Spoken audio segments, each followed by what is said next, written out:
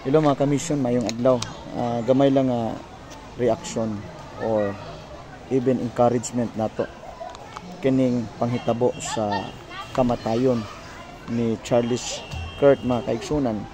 Siguro sa ubang mga tao nga naikasuko niya, sa mga tao nga wala ganay niya, posible alang nila kapildihan ni Kirk na iris na iyang kinabuhi sa kalibutan. Siguro ilang una nga may rapod nga namatay ni siya tungod kay imong tangawon makaigsunan. Si Kirk makaigsunan, lig-on sa siyang baruganan base sa biblical nga prinsipyo. Ug iyang gidipinsaan unsay prinsipyo sa pulong sa Ginoo. Kung nagtuo ko makaigsunan, bisan si Pablo, miingon siya, whether I live or I die, I belongs to the Lord.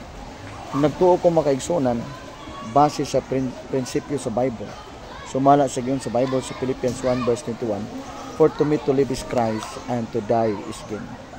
Nagtuo ko nga ang kamatayon ni Kirk makaigsunan, mao to iyang kadaugan. Mao to iyang ultimate day sa iyang reward. Tungod kay humana iyang mission. Humana iyang trabaho. Sakit man iyang kamatayon, pero dili nimo ma-deny makaigsunan. Bisan gani ang Bible nag-ingon nga ayaw kadlo kay mo patay sa imong lawas. Kadlo kay hinuon siya nga mo patay sa imong lawas o kalag dito sa impyerno. Try to imagine, bisan si Jesus makaigsunan, 33 na iyang edad, o dili na limang kamatayon, kay gipatay siya, gilangsang siya, gisakit siya, gitorture siya, pero katuyang kamatayon, mo'y naghatag nato og hingpit nga kagawasan, kapasayloan, labaw sa tanang assurance nga makabaton tag kinabuhi nga walay katapusan. Sa samang paagi makaigsunan, si Kirk makaigsunan nagtuo ko nga gigamit sa Ginoo tungod kay isog siya nga nagpamatuod nga si Jesus lang ang dalan sa kinabuhi. Si Jesus lang ang gikinanglan kay siya ang atong manuluwas.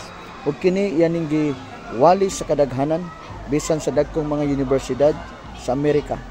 Ug nagtuo ko makaigsunan, humana iyang mission. Sa iyang pangindaron nga 31, humana iyang mission. Di na tumabutan ang kamatayon sa tao. Importante kita naatas kamot sa Ginoo, naatas sa pagpangalagad sa Ginoo. Ako moingon kanimo nga kamatayon ni Kirk makaigsunan, dakong kadaugan alang kaniya. Ug ang iyang mission humana siya nagpamatuod, humana siya nagsulti.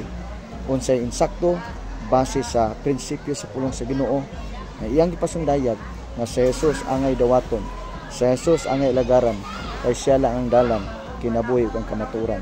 Way makadto sa amahan gawas lamang ni Jesus. Sa igsoon ko higala, wala ko nasayod unsa pud mo reaction sa kamatayon ni Kirk. Apan ako moingon kanimo nga ang iyang kamatayon nagtuo ko nga moresulta tong dakong revival, dakong pagkapukaw, nahimo siyang sacrificial, nahimo siyang offering, nahimo siyang seed.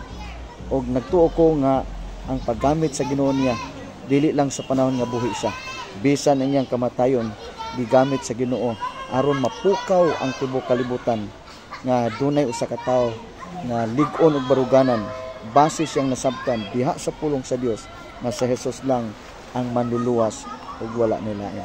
Salamat sa pagpaminaw, dalaygon ang Dios og bye-bye.